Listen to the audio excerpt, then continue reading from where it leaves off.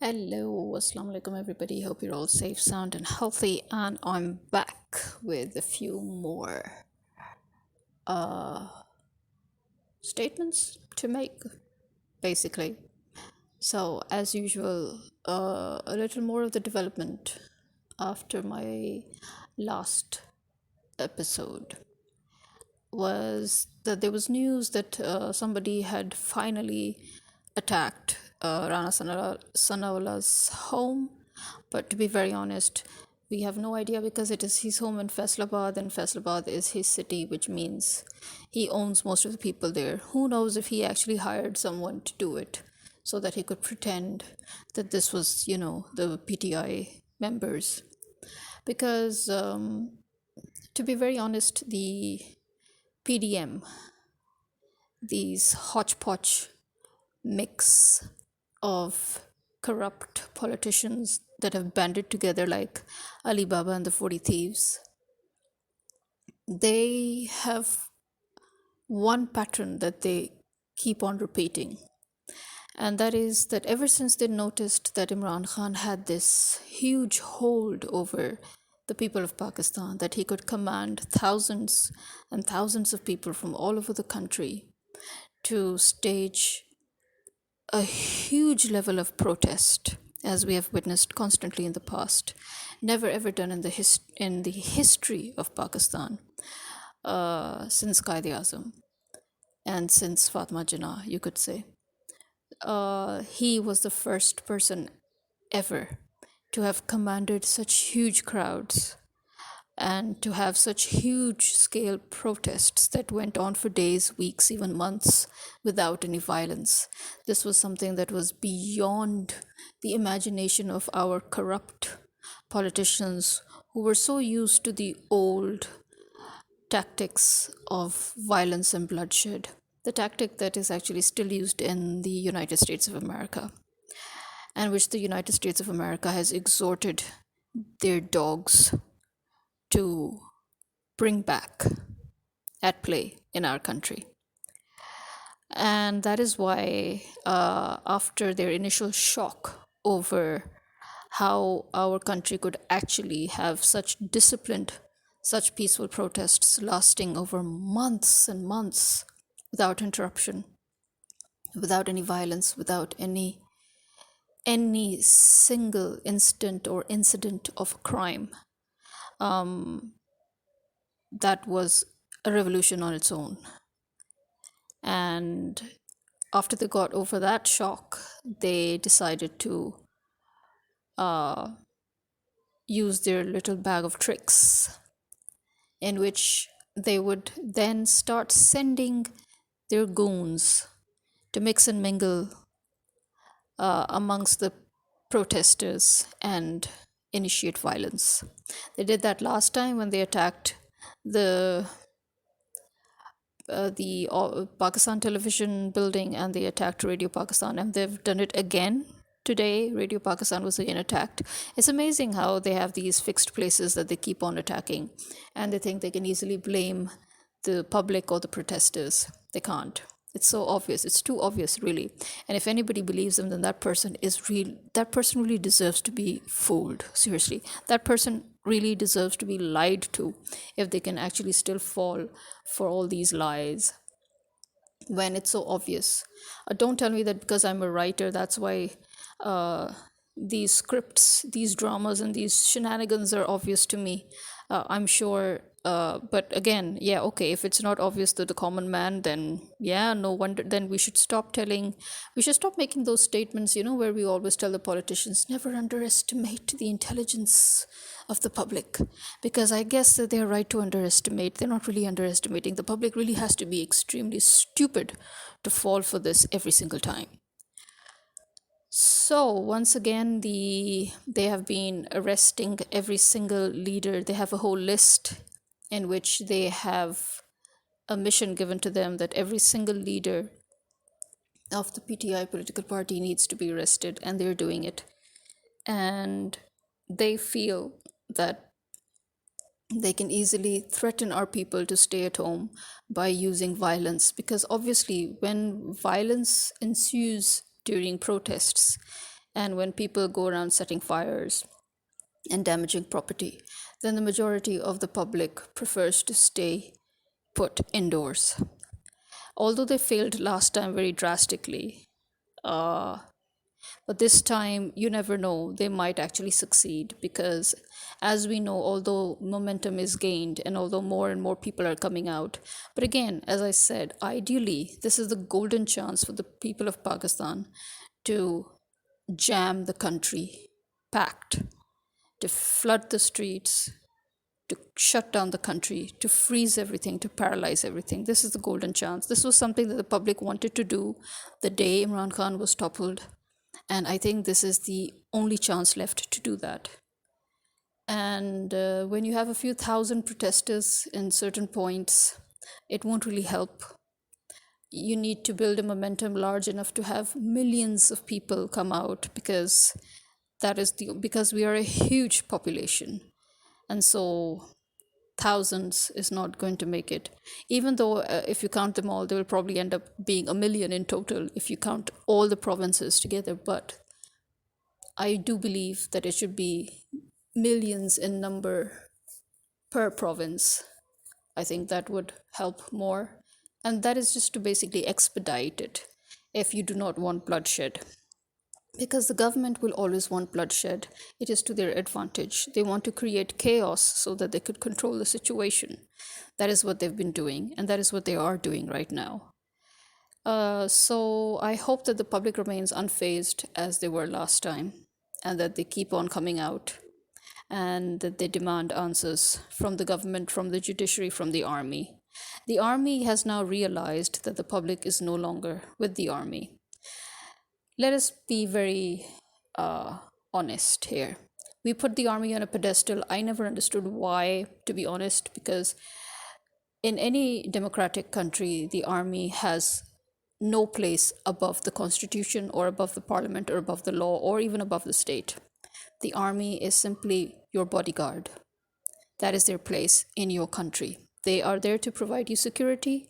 They are there to secure your borders, and they're there to help you when in distress or an emergency.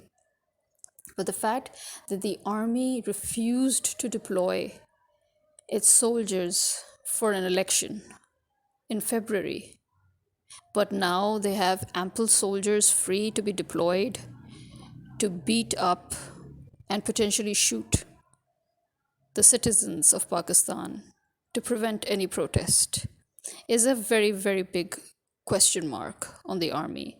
And it is a question mark that is just added to all the other question marks which have been building up over the years. If the army tries to fight the public of Pakistan, it is to the army's own disadvantage, because the army is nothing without Pakistan. The army is nothing without the people of Pakistan. We put them up, we can throw them down. It's as simple as that. The fact that they are serving two masters is ridiculous. You cannot do that. Okay? The army can only serve us, or it can only serve the United States of America, and the army needs to choose, because they cannot take our tax money as their salary while they actually work for and protect fifth columnists and American dogs, while they successfully complete missions posed by the United States establishment. So if you prefer dollars over rupees, you're most welcome to leave the country. That is the worst thing that you could do, and that is called treason. Anybody who dares to dispute it is a fool and a liar. Because this is outright treason when the army of a nation takes orders from another nation to wreak havoc within their own nation. And it is also treason when that army works with fifth columnists in their country. And to anybody who dares question us as to why we refer to the Park Army as traitors, let's look way back, okay? Let's begin with history. It was the army that killed Fatma Jinnah when she won the elections. Why? Why didn't they allow one of the founders of Pakistan to retain her position in the government? Why? Why did they kill her when she won the elections? She is one of the founders of Pakistan. She's known as the mother of Pakistan. And you killed her. This is treason. And yet the army got away with it. And this is how, you see, this is how it builds. This is why I say our country is a country of traitors. We call ourselves patriots, but we're actually traitors. Because the patriots, they all died one by one. And the traitors took over, those turncoats that answered to the British, those feudal lords that became feudal lords because of the British, because they worked for them, they licked their asses. And now, as soon as Pakistan was made, they decided to take over Pakistan and benefit from it. Benefit from the labors and the efforts of others who couldn't benefit at the end. And it is their descendants and their spawn that has spread throughout the country.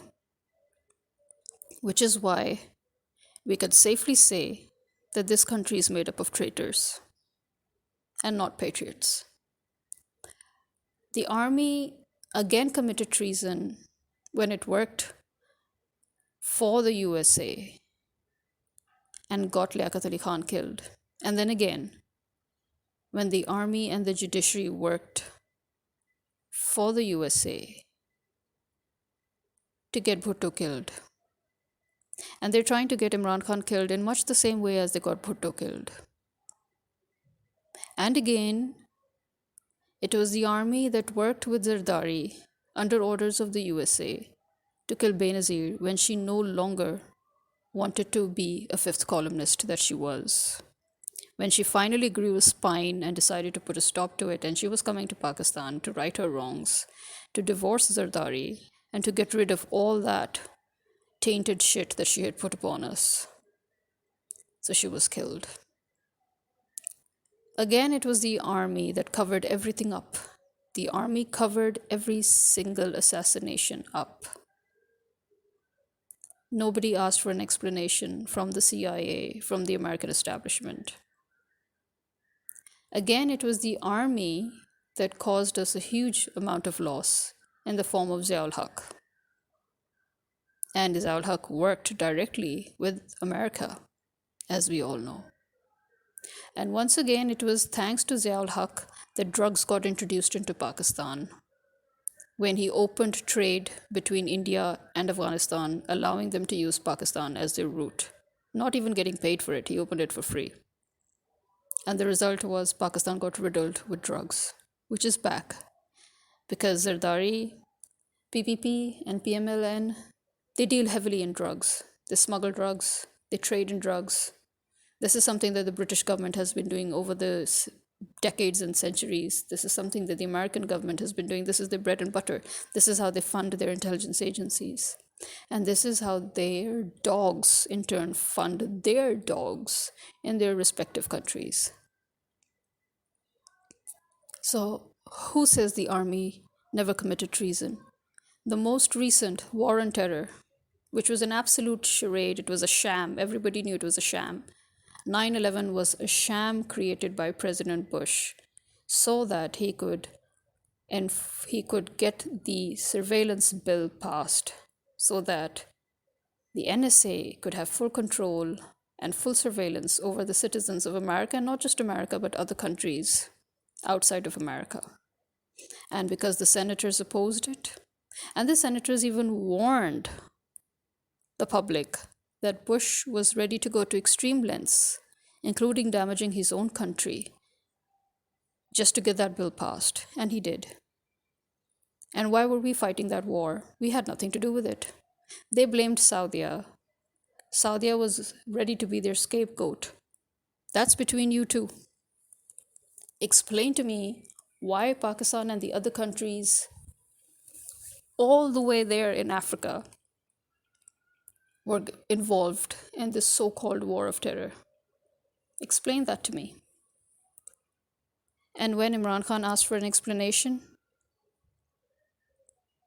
he was basically slandered by this very government that now pretends to be the victim. It is so obvious that the government is working for the United States because of all the tactics that are being used, from ensuing violence in protests to political targeting of rival party members to dehumanizing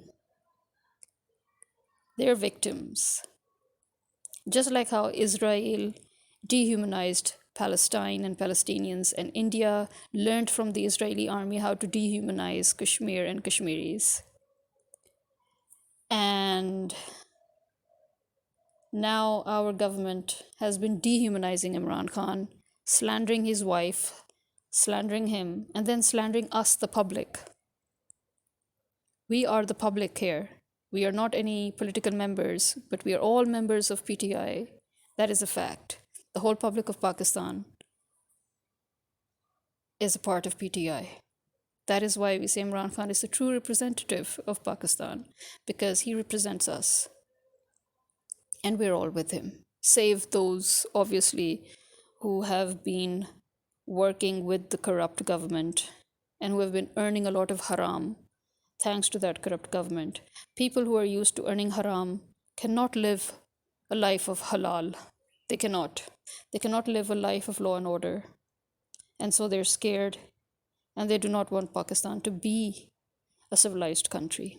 But those of us who have been earning halal and living a halal life, to us it is extremely important that Pakistan gets back on track, that it has law and order, and that it answers to no one, that Pakistan remains a sovereign state. So, yeah, I'm sorry. Who the fuck do you think you're talking to when you have your ISPR make statements and claims that we are falsely accusing them of treason? Look at your damn history, man. You have been nothing but traitors to us. Even the Kashmir issue. High treason. High treason committed by Nawaz Sharif.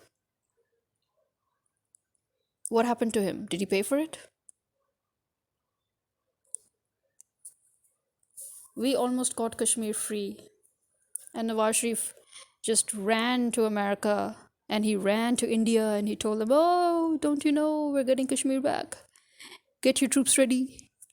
And then he actually asked America to order Pakistani army to back out. Isn't this treason? Dehumanizing your victims so that you can justify your crimes. Isn't this an American trick? So, yeah, I'm sorry. But you know what? You are traitors. Again, I will say, you want to prove to us that you're not traitors? Instead of pointing your snipers at us, point away at the real traitors. Prove yourself. And then go back to where you belong, guarding our borders. Don't get involved in politics.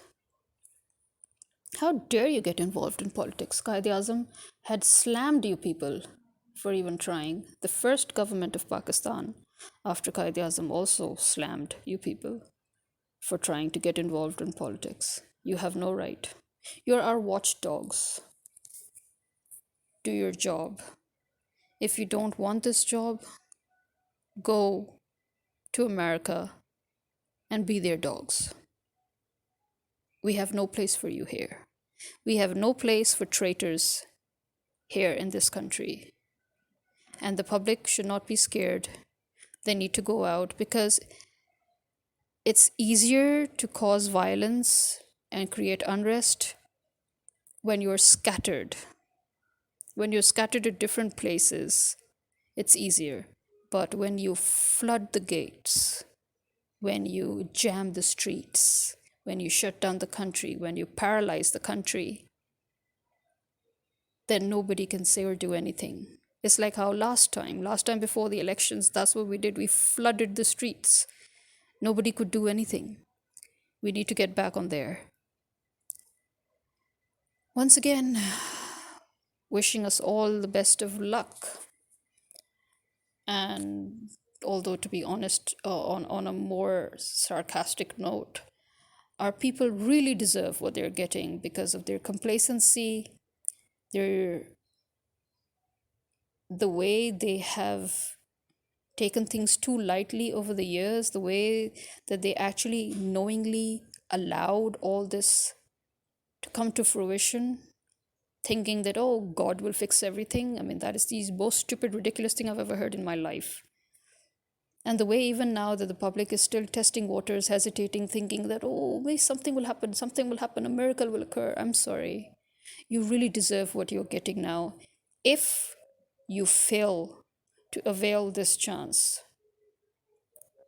you will lose Imran Khan for good, yes, but you will lose this country too. This country is already sold out. We all know that this country is already sold out.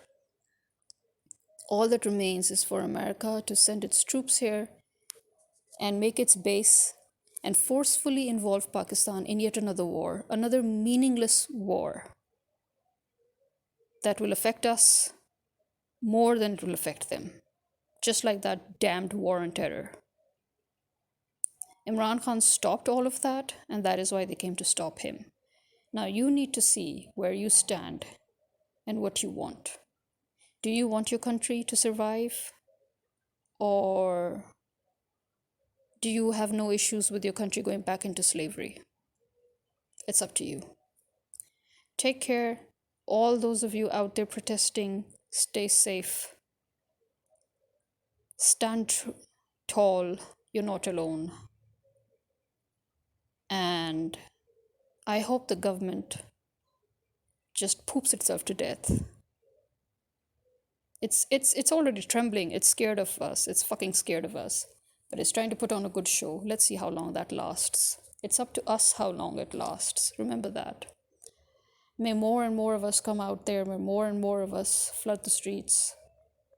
And I hope people really do realize how important it is right now to shut down the country, to make ourselves heard, to make the whole world sit up, shut up, and listen to us. This is me signing out. Khuda Hafiz.